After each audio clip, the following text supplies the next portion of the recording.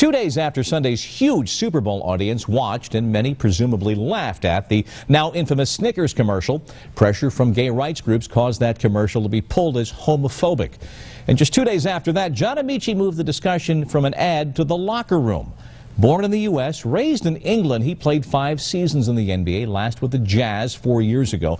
This week he came out in his new book, Man in the Middle, disclosing that he's gay. Amaechi discusses that decision now with Kelly Neal. The coming out process is not, sometimes people think of it as this very defined thing. You wake up one morning, you throw up your window and you yell to the world. It isn't that for most people. It's a very personal and gradual process. For John Amaechi, it took 36 years to reach this point and publicly proclaim that he is gay. The former NBA center, now living in London after retiring from the NBA in 2003, says he began struggling with his sexuality when he was a teen. While he was a star player for Penn State in the early 90s, he says he had his first gay sexual experience with a member of the school's volleyball team. You walk around on campus and you're this one person in everybody's perception, and then all of a sudden you realize this encounter crystallizes in your mind that you're something quite different. Amaechi with a left hand. Amaechi kept his sexual orientation a secret when he made the roster of the Cleveland Cavaliers in 1995. But his struggle to compete in the NBA wasn't his most difficult challenge. When you went from college to the NBA, how did you resolve you were going to handle your sexuality? I didn't put it in a box. I put it in a box and put it away. I was very focused. I invested myself in other people in terms of visits to school, mentoring other people, young people. Amaechi played in only 28 games for the Cavs that season. Then, after not being offered another NBA contract, he played in Europe for 3 seasons. Amaechi continued to keep his sexuality private because he feared it could threaten his prospects of returning to the NBA. But by early 1999, he began sharing his secret with some family and close friends. Later that year, Amaechi made it back to the NBA and became the Orlando Magic's starting center.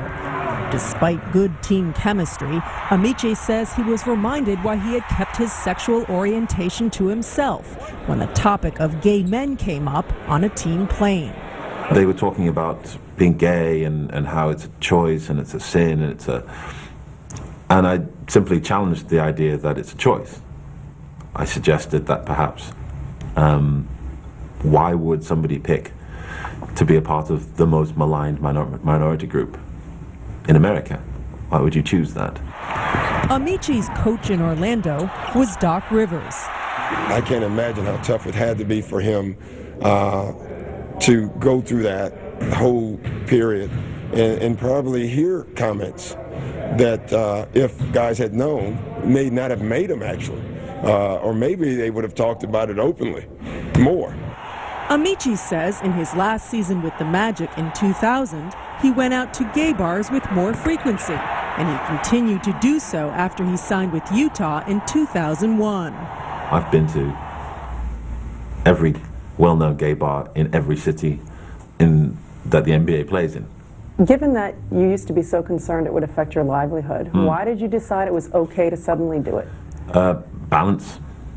Had to have a life. There are certain risks that people have to take. Amaechi says his actions had consequences in Utah. He says he believes Jazz head coach Jerry Sloan benched him and ultimately had him traded because Sloan and others suspected Amaechi was gay.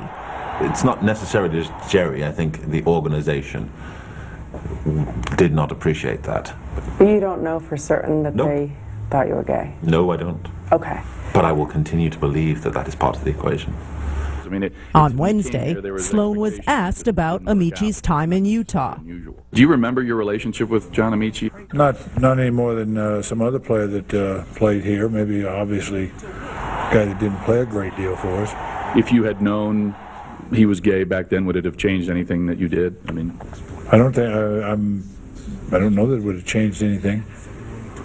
As his playing time decreased, Amaechi vented his frustration by being less guarded about his life, inviting his openly gay friends to attend games and sit in seats reserved for players' friends and families.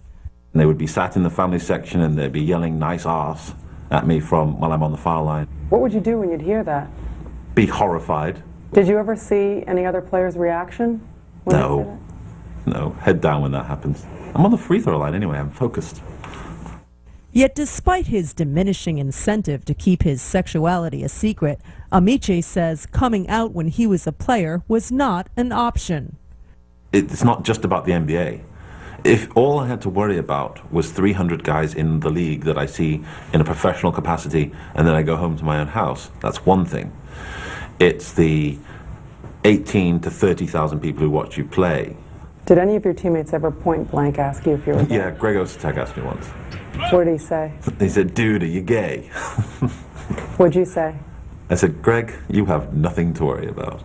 Amaechi says he's spoken with a number of current NBA players who are gay, but he declined to say who they were or how many with whom he's spoken.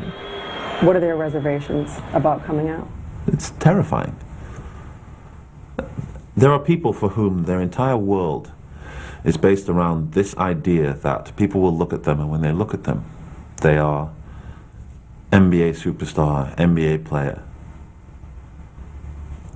And any change to that would be psychologically devastating, emotionally devastating, financially devastating. Why did you choose this neighborhood? It's busy, it's crazy, it's the gayborhood. Oh, really? I mean, well, south of the river it is anyway. Since Amaechi retired from the NBA and moved back to London, he says he's lived an openly gay life and is known mainly for his social and political commentary on the BBC and his charity work with children, Drop step, hook. That's your post move. not for his sexual orientation.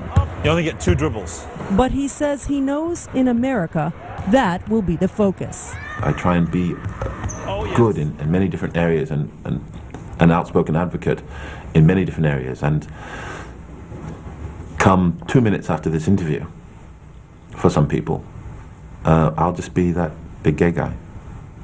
Why are you doing this? It's important. I am not a hero. I am not special in any regard. I am simply doing what a good person of principle and conscience should do, which is making people aware that gay people don't just look like Jack from Will and Grace, and that they don't want to jump your bones every occasion, and that some are camp and some are butch, and that we're different and useful, and we are here. Kelly Naki in London. You can read more of John Amaechi's experience and his decision in the new edition of ESPN The Magazine, out on newsstands Wednesday. Now, the reaction around the NBA has varied. Next, we'll be hearing from Charles Barkley and also from LeBron James' perspective from 2 different eras of the NBA on John Amaechi's decision to come out.